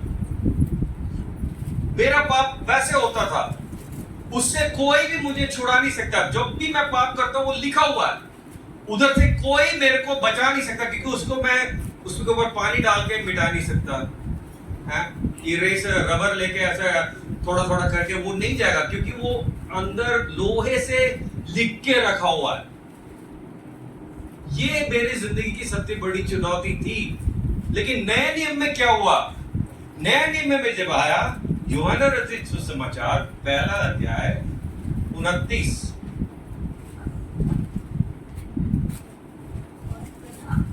जॉन 1:29। दूसरे दिन उसने यीशु को अपनी ओर आते देखकर कहा, देखो यह परमेश्वर का मेमना है जो जगत का पाप उठा ले जाता है। देखो नए नियम में क्या है? ऐसा एक मेमना आया जो जगत का पाप को क्या किया? देखो यह परमेश्वर का मेमना है जो जगत का पाप उठा ले जाता है। पुराने नियम में पाप कोई भी उठा के नहीं लेके जाता था। वो जब प्रभु की तंबू में आते थे, उधर वो वहां पे वो एक जानवर लेके आएंगे और वहां पे बलिदान होगी। मेरे पाप के आगे वो रक्त डाल देते थे, उसको छुपा के रख देते थे, लेकिन पाप वहीं रहता था। पाप बढ़ता गया और रक्त से उसको छुपा के रखा, जैसे कर्टन के पीछे छुपा के रखा हुआ। नए नियम में जब यीशु आए, उन्होंने मेरे पाप को छुपाया नहीं, उसको क्या किया? लेके चले गए। यीशु ने मेरा पाप को छुपाया नहीं, आज वो वहां पे है ही नहीं। ऐसे लिखा है कि जैसे मेरे पाप का लिस्ट है, देख लो, ये मेरा पाप का लिस्ट बना के रखा हुआ है प्रभु ने। बहुत बहुत है, केरला से उम्र ज्यादा है। तो ये पाप का लिस्ट है, और शैतान उसको ऐसे दिखाता रहता है, ये इसके बाद ये पाप है, ये पाप है, ये पाप है। यीशु ने क्या किया? पाप का लिस्ट लिया, अपना हाथ ऊपर रखा, और जो कील मारा था ना उसके हाथ में, यीशु के लहू ने मेरे पाप का जो लिस्ट है ना उसको पूरा धो दिया। आमीन। ये क्रूस पे हुआ। क्रूस एक छोटी चीज नहीं है। अगर क्रूस नहीं होता तो मेरा लिस्ट हमेशा जिंदा रहता, पुराने नियम की तरह लोहे से लिख के रखा हुआ, मैं उससे कभी भी निकल नहीं पाता। तभी वो कहता है कि प्रभु यीशु मसीह को वो स्तुति करके कह रहा है कि मैं तो इतना निर्भाग्य व्यक्ति हूं, मेरे को कोई भी चारा नहीं था इसमें से निकलने के लिए, लेकिन मैं प्रभु यीशु मसीह का धन्यवाद देता हूं, क्योंकि वो नहीं आते तो जीवन की आत्मा का व्यवस्था कभी भी जिंदगी में नहीं आती। आमीन, हालेलुया। पाप बहुत कुछ चीज करते हैं। पहली चीज पाप, रोमियो की पत्री 6 अध्याय 6:6 हम जानते हैं कि हमारा पुराना मनुष्यत्व उसके साथ क्रूस पर चढ़ाया गया, ताकि पाप का शरीर व्यर्थ हो जाए और हम आगे का पाप के दासत्व में न रहे। पाप किसी को भी दास बना देता है। पाप का दास हो, वहां से छुटकारा चाहिए तो यीशु नहीं आया तो हम हमेशा पाप के दास ही बन के रहेंगे। दास कौन होता है? कौन है दास? कौन है दास? कौन है? कोई नौकरी करने जाता है, वो दास है क्या? कौन है दास?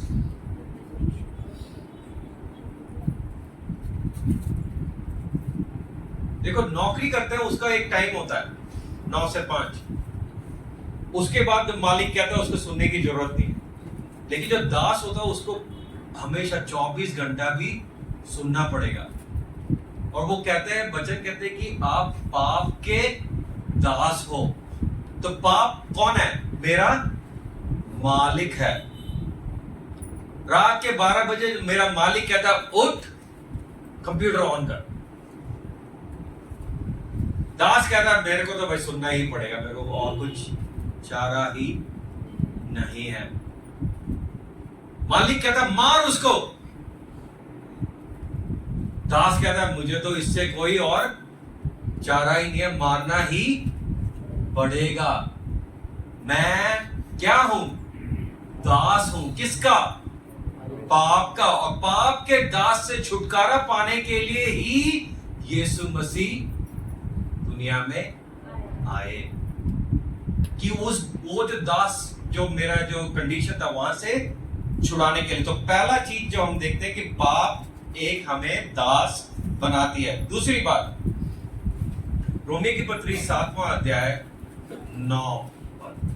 मैं तो व्यवस्था बिना पहले जीवित था, परंतु जब आज्ञा आई तो पाप जी गया और मैं मर गया।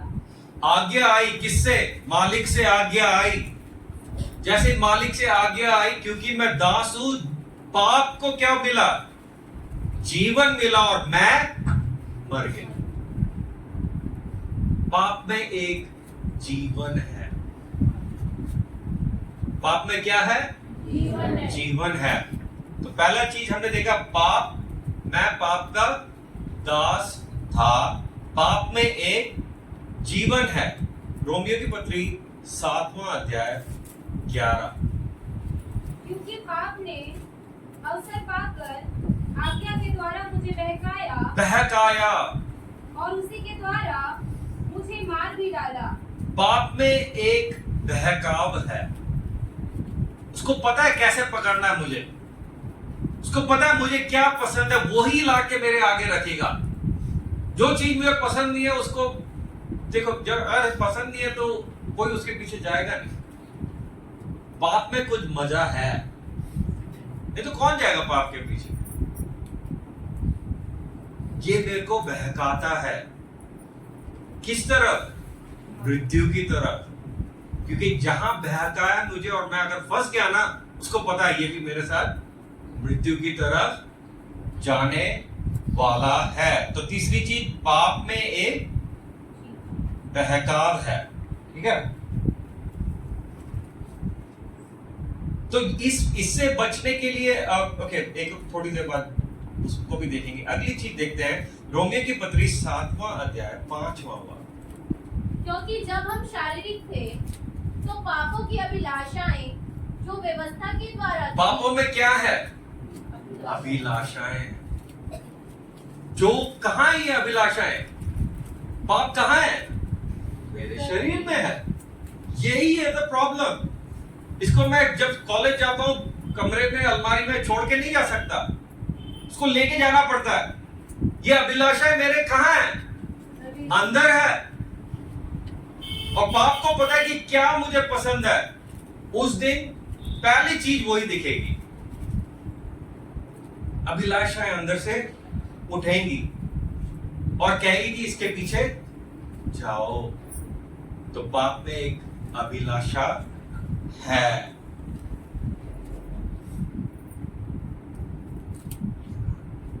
और दूसरी पत्रुस पहला अध्याय 3 और 4 पद। क्योंकि उसकी ईश्वरीय सामर्थ्य ने सब कुछ जो जीवन और भक्ति से संबंध रखता है हमें उसी की पहचान के द्वारा दिया है, जिसने हमें अपनी ही महिमा और सद्गुण के अनुसार बुलाया है, जिनके द्वारा उसने हमें बहुमूल्य और बहुत ही बड़ी प्रतिज्ञाएं दी है, ताकि इनके द्वारा तुम उस सटाहट से छूटकर जो संसार में बुरी अभिलाषाओं से होती है, ईश्वरीय स्वभाव के सहभागी हो जाओ। तो वहां से छूटकर ईश्वरीय स्वभाव की तरफ प्रभु हमें भेजना चाहता है। जो भी अभिलाषा पाप में है उससे छुटकारा देना कौन चाहता है?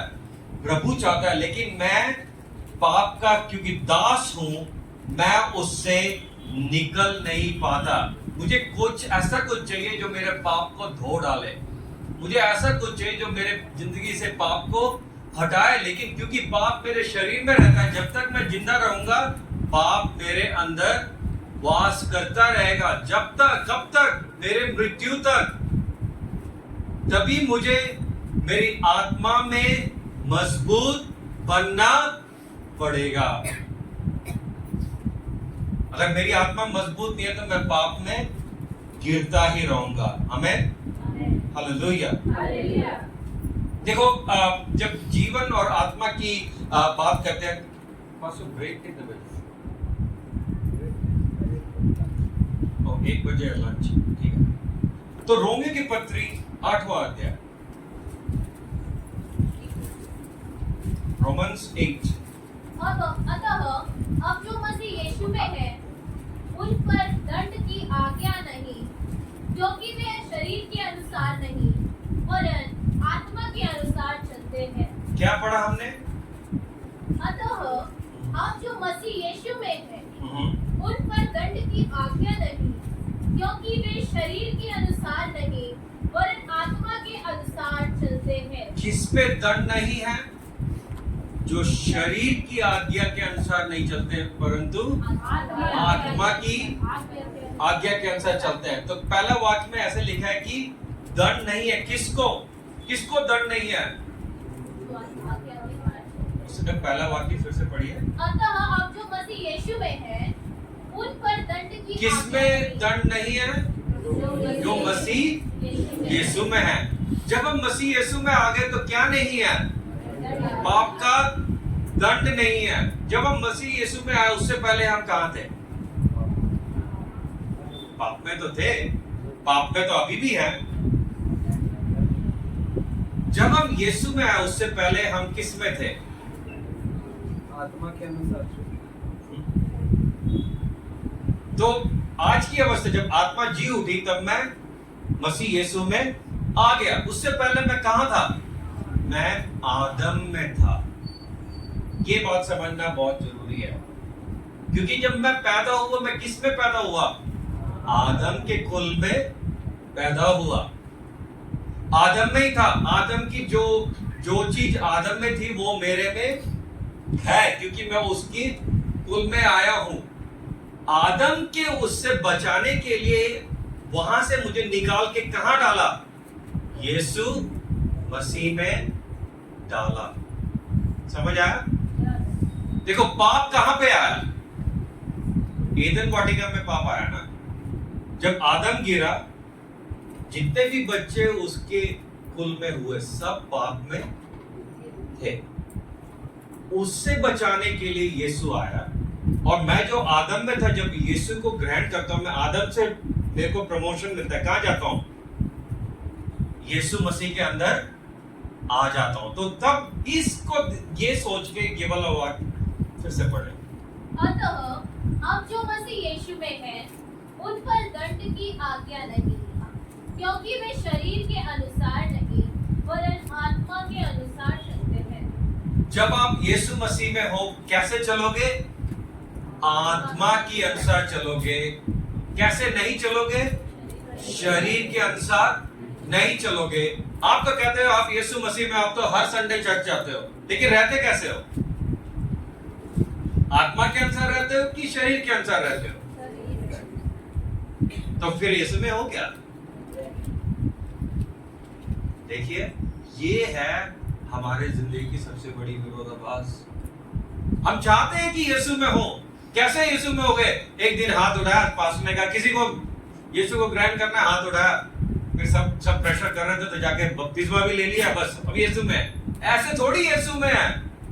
जिंदगी जो आत्मा में बिताएगा वो ही खाली यीशु में है। आपने बाकी सब कुछ किया वो सही है, बपतिस्मा भी लिया, ये भी अच्छी बात है, लेकिन आप कब यीशु में आएंगे? जब शरीर को नहीं आत्मा को सुनने लगोगे। बाइबल बहुत सरल है, आप धीरे धीरे पढ़ेंगे तो बहुत आसानी से वो दिखा रहा है। क्या कह रहा है दूसरा वाक्य?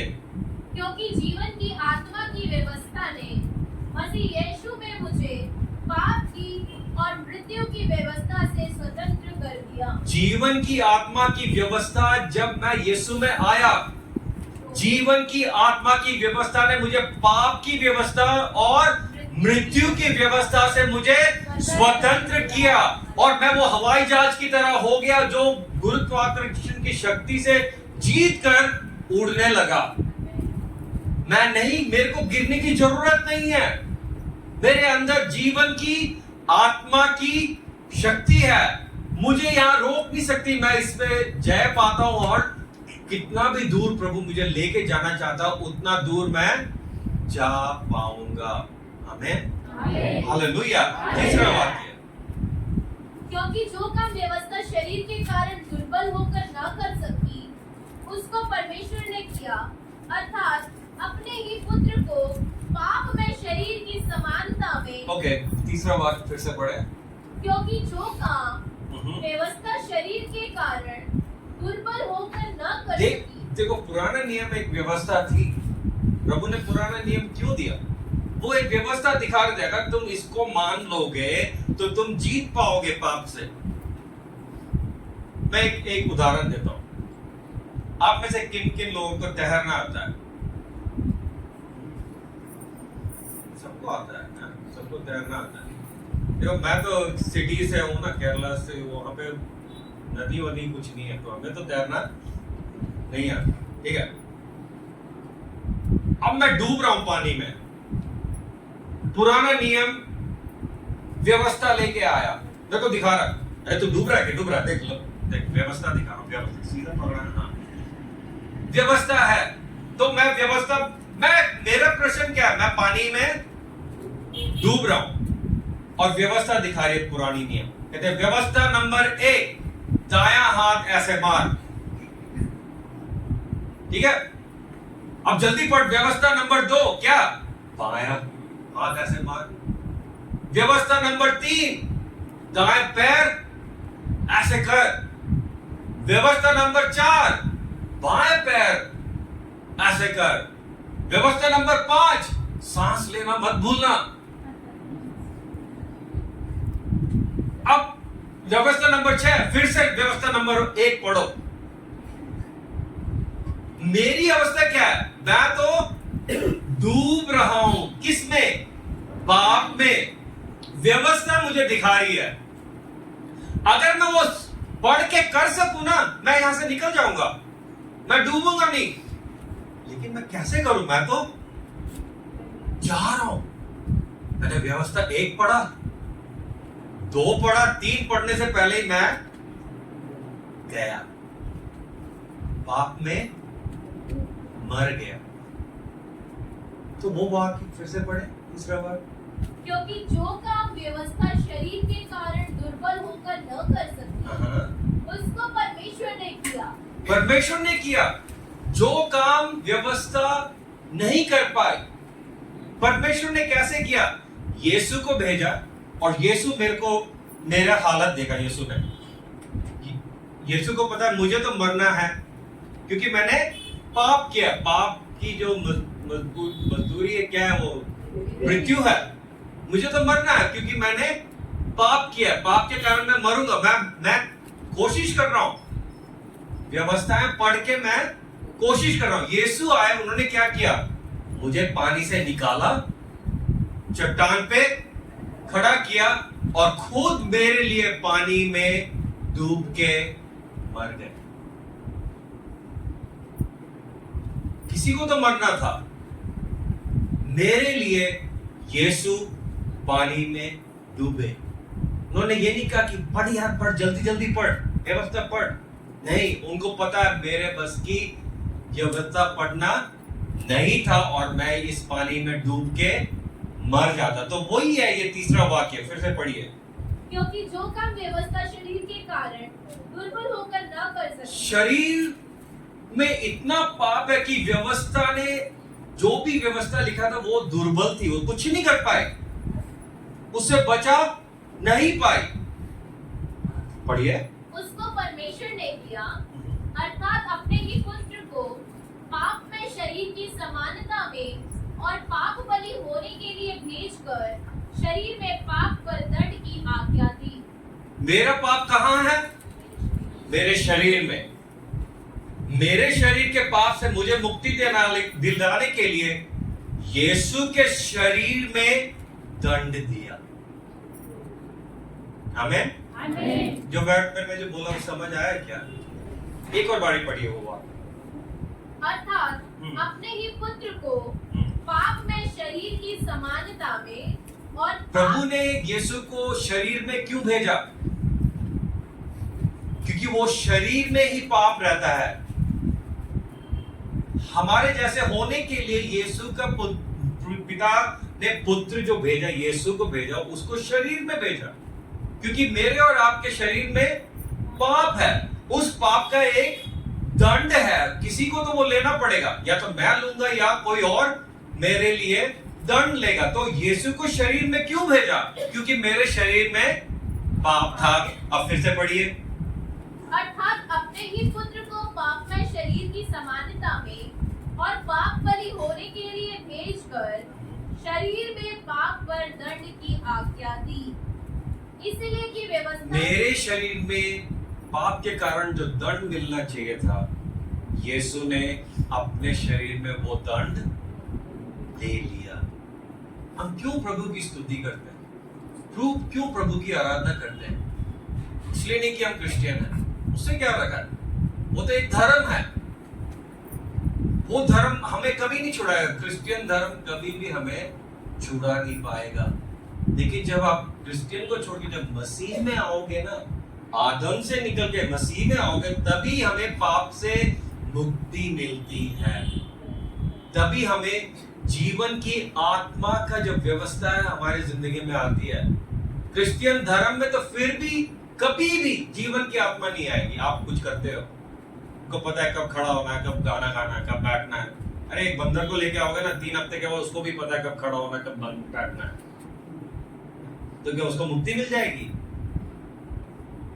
किसी और को देख के वो जो कर रहे हैं वैसे करके नहीं है मसीही धर्म। ये धर्म नहीं है, ये जीवन है।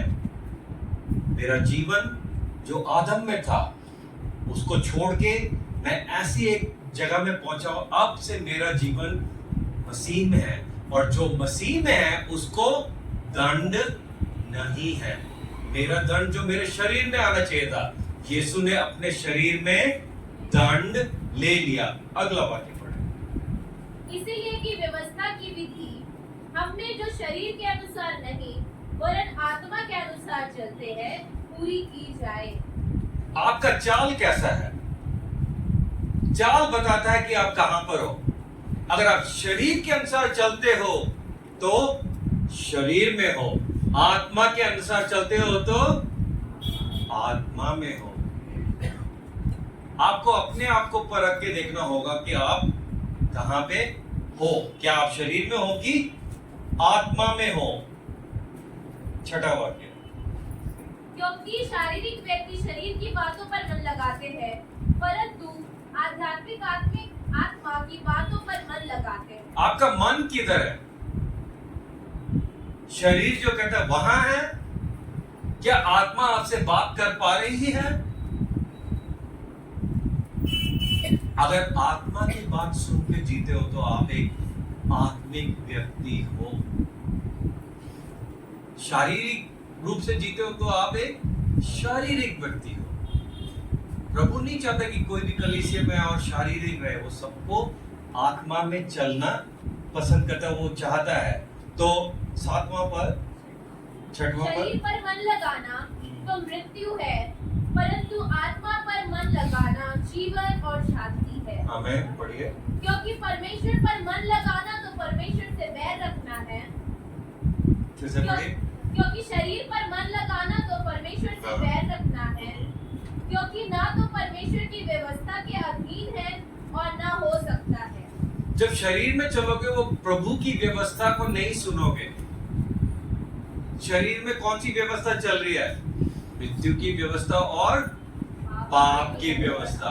अगर शरीर में चलोगे तो मृत्यु और पाप की व्यवस्था आपको हमेशा पकड़ के रखेगी, छोड़ने नहीं देगी। कभी भी आप हवाई जहाज की तरह उठ नहीं पाओगे, जमीन पे ही ऐसे ही पाप में घूमते रहोगे। वहां से कहां चल रही है ये सब बात? मेरे मन में चल रहा है, सब कुछ अंदर चल रहा है। टेस्ट है, पढ़ने की जगह फर्रे बना रहे हैं, यहाँ तो नहीं, केरला की बात करो, वहां सब ऐसे ही होता है, यहाँ पे लिखा हुआ, वहां पे लिखा हुआ, कैसे भी पढ़ नहीं रहे। क्योंकि क्या शरीर बताता है कि ऐसे चीटिंग करेंगे, ऐसे चीटिंग करेंगे। आत्मा बोलती है यार पढ़ ले यार, मैं समझा दूंगा, पवित्र आत्मा होते पूरा पूरा मेरे में है, मुझे पता है कैसे तेरे को समझा सकता हूँ ये। लेकिन शरीर नहीं सुनेगा। प्रभु क्या कह रहा है? हमें शारीरिक ईसाई नहीं बनना, क्या करना? अच्छा मसीह बनना जो कि आत्मिक है। आमीन आमीन। तो 8वां पद का पहला भाग पढ़ेंगे और फिर हम ब्रेक लेंगे। और जो शारीरिक दशा में है वे परमेश्वर को प्रसन्न नहीं कर सकते। अगर आप शरीर में रहते हो, आप कभी भी परमेश्वर को प्रसन्न नहीं कर सकते हो। चाहे आप वर्शिप लीडर हो, चाहे आप सबसे पहले चर्च में पहुंचते हो, चाहे आप चर्च में ड्रम बजाते हो, पियानो बजाते हो, कुछ भी करते हो, कुर्सी डालते हो, झाड़ू मारते, सब कुछ अच्छी बात है। अगर तुम शरीर में चलते हो तो तुम प्रभु को प्रसन्न नहीं कर सकते। कौन प्रभु को प्रसन्न कर सकता है? जो आत्मा में चलता है। जो आत्मा में चलता है वो किसकी सुनता है? परमेश्वर की आत्मा की बातें सुनता है। अगर तुम परमेश्वर की आत्मा की बात सुनो तो तुम प्रभु को क्या करोगे? प्रसन्न करोगे। यह मेरी प्रार्थना है कि छत्तीसगढ़ के इस्कॉन गांव के युवाओं के लिए कि एक एक व्यक्ति का जीवन जो है परमेश्वर को प्रसन्न करे। मैं जब स्कूल जाऊं, कॉलेज जाऊं, जहां भी जाऊं, कोई भी अवस्था में क्यों ना हो, मेरे जिंदगी के द्वारा परमेश्वर की महिमा होनी चाहिए। मेरे कारण परमेश्वर का नाम नीचे नहीं होना चाहिए। जंक्शन में खड़े हैं, लड़ाई कर रहे हैं, दारू पी रहे हैं, ये कर रहे हैं, कहां जाते हो? आरसीएमआई चर्च में जाते हो। किसका नाम आप नीचे डाल रहे हैं? प्रभु का नाम नीचे डाल। कोई भी कलीसिया में आप कौन जाते हो, वो तो ये देखता है ना, ये तो चर्च में भी जाता है, लड़ाई भी करता है। ऐसा नहीं होगा, क्योंकि आप शरीर में रहते हो। मुझे कहाँ रहना है? आत्मा में रहना है। तो देखिए क्या क्या चीजें हमने सीखी। पहली चीज, पाप कहाँ रहता है? शरीर में रहता है। और पाप क्या है? पाप एक नियम है। और पाप में क्या है?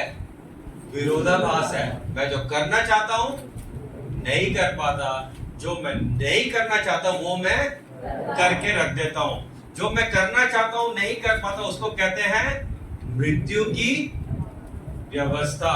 और मैं नहीं करना चाहता, जो कर देता हूं, उसको कहते हैं पाप की व्यवस्था। मुझे इन दोनों चीजों से छुड़ाने के लिए प्रभु ने क्या भेजा? जीवन की आत्मा की व्यवस्था। जब मैं यीशु मसीह को स्वीकार करता हूं, मेरी आत्मा जी उठती है और जीवन और आत्मा की व्यवस्था मेरे अंदर आ जाती है। जब जीवन और आत्मा की व्यवस्था मेरे अंदर आती है तो मैं मृत्यु की और पाप की व्यवस्था से छुटकारा पाता हूं।